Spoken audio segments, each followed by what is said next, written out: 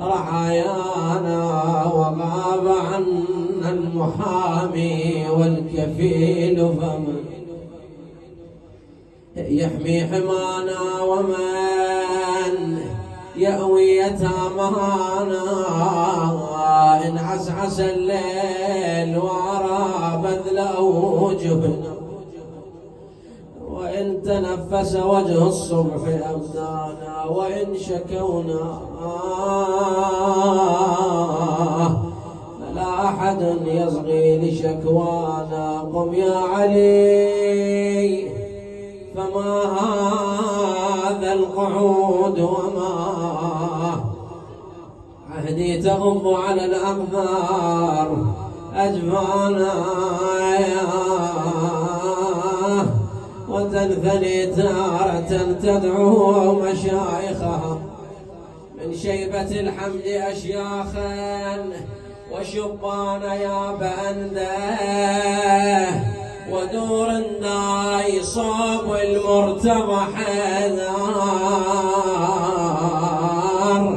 واحكي على هضم الطاف يسمعها الحكي يقدر يا ابوي ولا يا زينب قالت ارجعش على هضم الطاف وريد المرتضى يسمع وقل عقب عين حسين العسكر على الباطب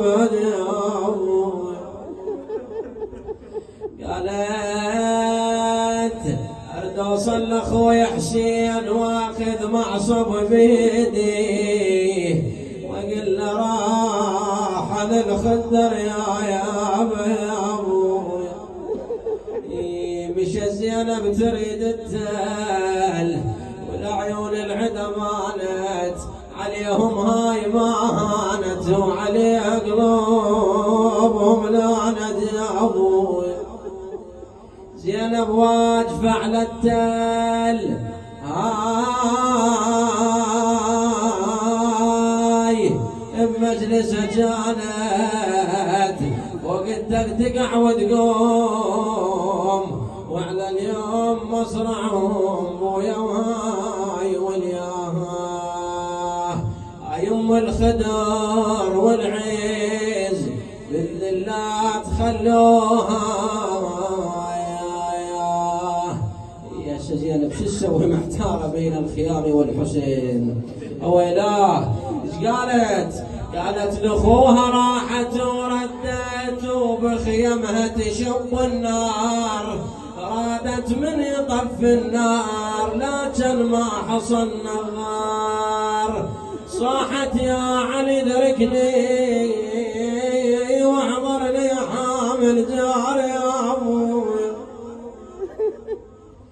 قالت واحضر لي حامل جار علي يا والد احضرني واحضر لي حامل جار.